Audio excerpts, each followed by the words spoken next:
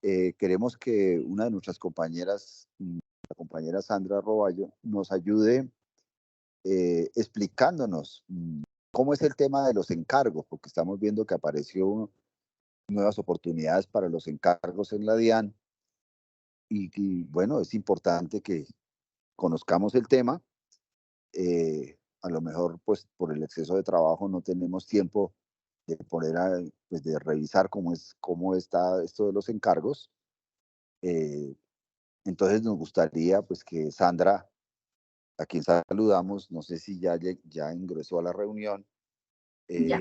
nos explique sobre el tema, nos cuente, por ejemplo, por qué todas las vacantes son temporales, qué significa una vacante temporal frente a una vacante definitiva. Cuál es el tiempo en el cual nosotros tenemos que para poder acceder al encargo, cuáles son las reglas que se están planteando en este momento. Entonces le doy la palabra a Sandra. Bueno, buenas tardes a todos compañeros. Bueno, lo primero es que sí, todas las vacantes son temporales y se refieren a que vienen de otro encargo, es decir, viene de una escalera. Entonces, son vacantes que se pueden perder en el momento que la persona que esté arriba o renuncia al encargo o le convoquen esa vacante para concurso. Entonces, ¿qué clases hay de encargos? Hay dos, los temporales y los definitivos. Definitivos son los encargos que solamente se pierden por medio de la provisión mediante concurso. O sea, cuando cogen ese encargo y lo convocan en concurso. La otra es la temporal, que es como la que está ahorita, que viene de una escalera y que sí se puede perder en cualquier momento, como decimos, por ejemplo, cuando la persona que esté sobre el encargo que se está ofertando ahorita, de pronto renuncia a su encargo. A eso se refiere la temporalidad. Es decir, que se pueden perder en cualquier momento y que no tiene que perderse solamente por medio de concurso. A eso se refiere la temporalidad. Bueno, entonces vimos lo que está en cuanto a requisitos para lo de los encargos. Están pues todo lo que tiene que ver con los requisitos de escolaridad y experiencia, según de acuerdo al manual de funciones. Ya pues los manuales de funciones ya son con los núcleos básicos de conocimiento, que sería el cambio que tiene ahorita para encargos, no haber sido sancionados disciplinariamente en el último año, en su última evaluación de desempeño haya sido sobresaliente en la ordinaria, definitiva y en firme. Eso también hace referencia a la evaluación, por ejemplo, en periodo de prueba. Entonces, ¿Aló? para los compañeros que pasaron el concurso, la última convocatoria que fue la 1461, esa evaluación que quedó en periodo de prueba se considera como la evaluación definitiva, teniendo en cuenta que el periodo de prueba tiene pues un periodo de 6 meses. Entonces, esa evaluación sí sirve para postularse ahorita para los encargos, porque esa queda como la evaluación definitiva y ordinaria. Entonces, para que tengan eso en cuenta, pronto si hay algún compañero que es nuevo en la entidad, que sí se puede postular al encargo, ya pues teniendo ya su evaluación del periodo de prueba y que ya la tengan firme. Y hayan superado un año de estar encargados. Como sabemos, en el nuevo decreto de carrera salió que ya se puede hacer un doble encargo en el decreto 0927 del 2023. O sea, puede haber doble encargo. Entonces, la persona que ya está encargada y que lleve como mínimo un año en ese encargo también se puede postular ahorita para este nuevo encargo, o sea, tener un doble encargo. Pero mínimo debe llevar ya un año en el encargo que tenga actualmente para poder postularse. No haya renunciado de manera injustificada a un encargo en el año inmediatamente anterior. Entonces, hace referencia a que si la persona renunció al encargo, por ejemplo, le salió el encargo, como está en el literal siguiente, ya sea que no lo haya aceptado o que haya renunciado a él, pero sin dar ninguna razón justificada, sino simplemente no acepta una renuncia, entonces no puede hacer parte ahorita de postularse para los encargos que salieron. Y manifiesten el interés de ser encargados, eso en cuanto a los requisitos. En cuanto a los criterios de prelación, no son recurrentes, es decir, se va yendo del uno hacia el otro. Entonces, se inicia con la evaluación de desempeño. El encargo se asignará al servidor con derechos de carrera administrativa que tenga el mayor puntaje en la evaluación de desempeño. Ponemos el ejemplo. El funcionario X tiene 10 años en la entidad y 5 en la evaluación de desempeño. Y el funcionario Y tiene 20 años en la entidad y tiene 4,8 en la evaluación de desempeño. Entonces, prima el funcionario que tiene 5 en la evaluación.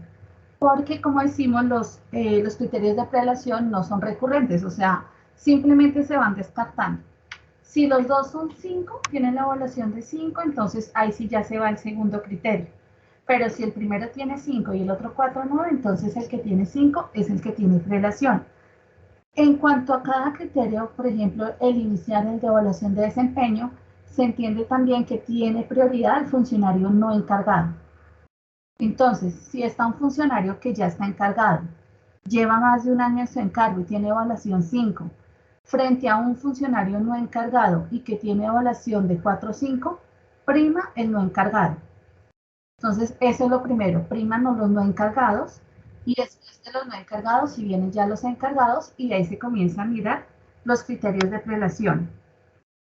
Funcionarios que en los últimos 5 años no han sido objeto de encargo y que a la fecha de la postulación no se encuentren en dicha situación administrativa. También opera por años. Entonces, si hay un funcionario no encargado hace 6 años, evaluación 5, y hay un funcionario no encargado hace 4 años con la misma evaluación, prima el funcionario que lleva más tiempo sin ser encargado. Así se va a medir por años. Antigüedad continua en la DIAN, que es el tercer criterio de prelación, se refiere a todo el tiempo que la persona lleva en la entidad de carrera administrativa. Entonces, en este tercer criterio se va a mirar es no dentro del área que está aplicando.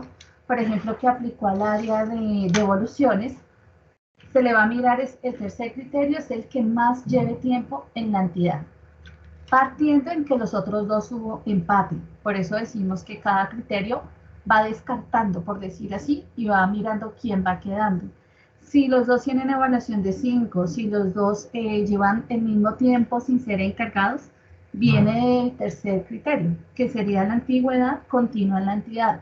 Descuenta días, por eso ahí está dada por días. Esa antigüedad no la van a medir por años, 20 años, sino la van a medir por días. Por ejemplo, si la persona tuvo una licencia, le descuentan esos días. Si tuvo una incapacidad tuvo una incapacidad larga, también le descuentan esos días para mirar la antigüedad.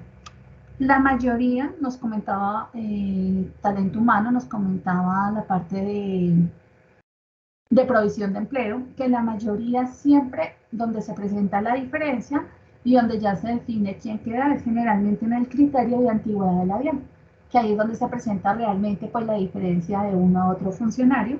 Entonces es en este filtro donde generalmente ya se define quién se queda con el encargo. Gradualidad. El encargo se asignará al funcionario titular del empleo del orden de grado inferior al de la vacante a proveer. Preguntamos que si ahorita en este sí van a pues respetar ese concepto de gradualidad, teniendo en cuenta que los encargos que salieron en la administración anterior, aun cuando nombraban la gradualidad, por ejemplo, hubo varios compañeros analistas o facilitadores que saltaron a gestores, aun cuando había personas que tenían el cargo anterior. Entonces dicen que sí, que ellos sí respetan este concepto que pusieron acá, este ítem de gradualidad, pero obviamente teniendo en cuenta que es porque existe empate en los 3 anteriores ítems. Formación académica, que es la parte de educación formal que exceda los requisitos al empleo a proveer. Entonces aquí también vemos que solamente se refiere a cuanto a educación formal. En la parte profesional sea una carrera adicional a la exigida, una especialización adicional a la exigida o una maestría o doctorado adicional al exigido, o sea, adicional al que esté en el manual de funciones. Aplica como tal título más no equivalencia. O sea, no es que si, por ejemplo, yo tengo 5 años, entonces por equivalencia me valgan esto como un título, no. Aplica exclusivamente si tiene el título, ya sea profesional o especialización adicional, al igual que el nivel técnico. Si tiene título de tecnólogo, especialización tecnológica o especialización técnica profesional, adicional a la que exige el cargo. En cuanto al criterio 6, tiempo de experiencia. Entonces, ahí sí ya es el tiempo de experiencia en el área que se está aplicando el encargo. Entonces, si yo aplico devoluciones y hay empate en todos los demás criterios, en los anteriores, entonces ahí sí miran el tiempo de experiencia que tiene dentro del área donde está aplicando para el encargo. De persistir el empate, el encargo se asignará por discrecionalidad al director general. Pues yo creo que no va a ser ninguno que llegue hasta allá ese caso, porque son bastantes los criterios que dan para que haya un desempate y pues para que se defina quién queda con el encargo. Bueno, también habla del tiempo del encargo. Entonces, ejemplo, yo apliqué para devoluciones, no puedo decir a los 6 meses que entonces que me hagan ese cambio, pues por ejemplo, de área. También se hace obligatorio estar por un tiempo superior a 2 años en el encargo, o sea, en el área en que yo apliqué. Si yo no quedo los 2 años, eso sería como renunciar al encargo, no que yo pueda pedir que después de 6 o 8 meses me cambien de área.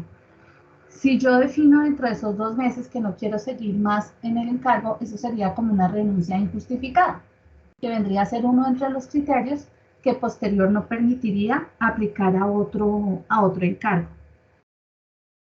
También habla de que sin ninguna excepción los funcionarios deberán ejercer el empleo y las funciones que les sean comunicadas en virtud del encargo asignado. Entonces, esto, por ejemplo, se refiere a situaciones administrativas. Un ejemplo, comisión sindical o permiso sindical permanente. Entonces, si yo aplico un encargo, debo ir a ocupar ese encargo. Entonces, ¿qué dice la administración? Que el encargo se crea por una necesidad física de personal. Entonces, que no es válido que se ocupe un encargo simplemente nominalmente. Es decir, la persona se postuló, llegó allá al cargo de gestor 2, pero realmente nunca se sentó en ese cargo y está desempeñando las funciones de dicho cargo. Eso sería como ocupar una vacante simplemente nominalmente, más no físicamente, que ellos requieren es que como se creó bajo una necesidad de servicio, entonces quien se postule y quien sea el que gane ese encargo debe sentarse y debe trabajar y no solamente nominalmente. Por ejemplo, si yo aplico a otra ciudad, o sea, estoy aquí en Bogotá, pero pues salieron pocas vacantes y yo aplico, por ejemplo, en Bucaramanga. Lo mismo, lo mínimo que me voy a quedar allá son 2 años, que viene a tener casi empate con el nuevo decreto también para todo lo de ubicaciones, y todos los gastos de desplazamiento corren a cuenta del funcionario que se postuló y que aceptó dicho encargo.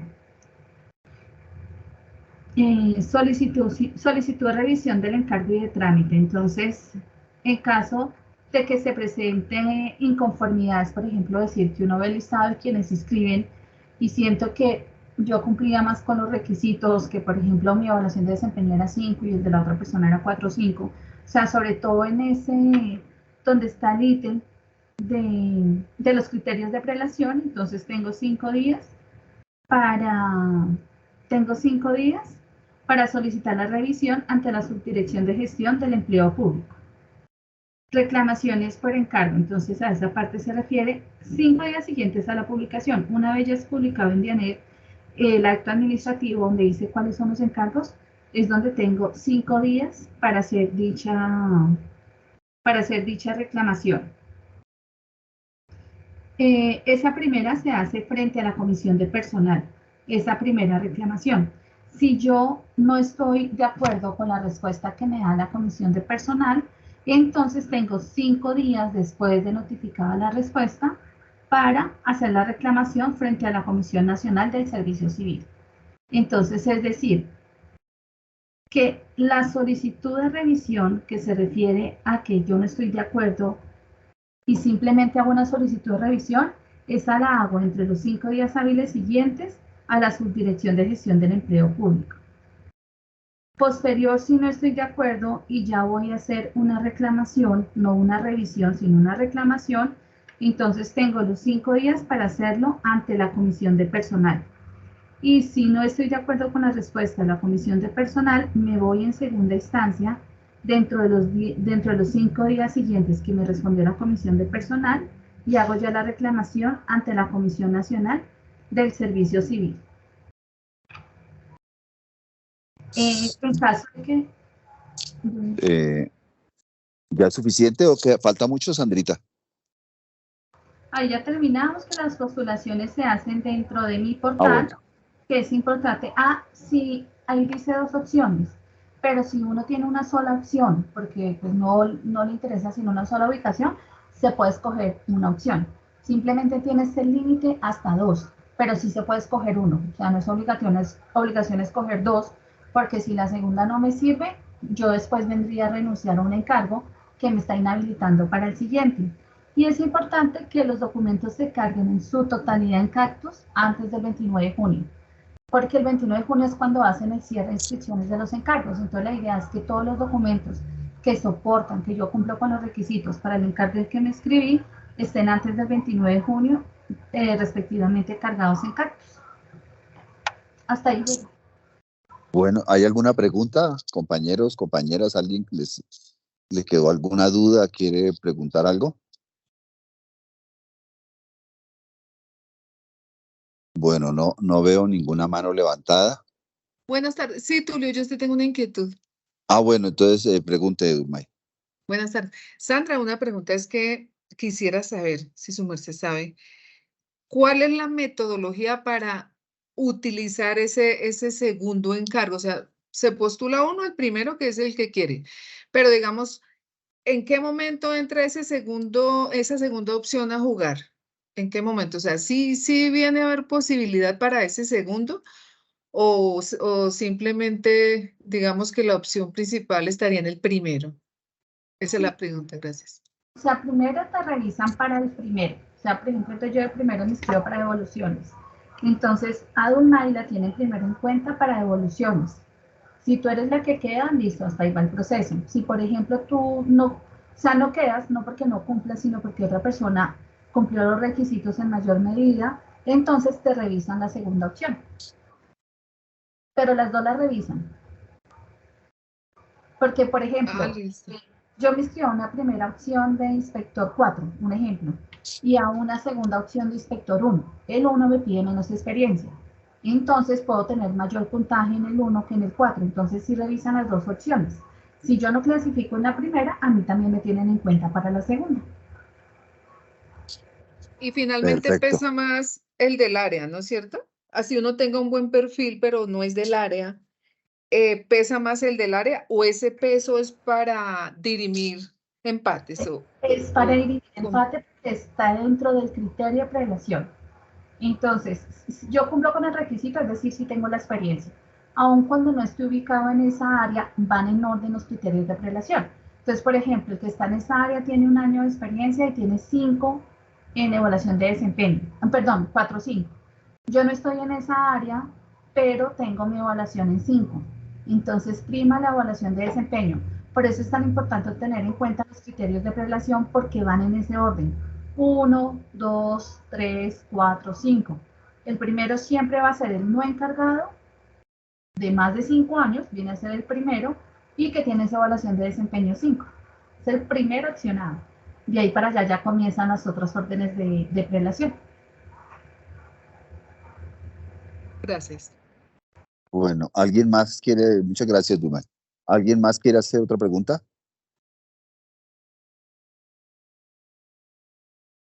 Bueno, pues si no hay más, entonces le Y la agradecemos a recomendación es Sandra. que se postulen, ¿no, Tulio? Que la gente se postule.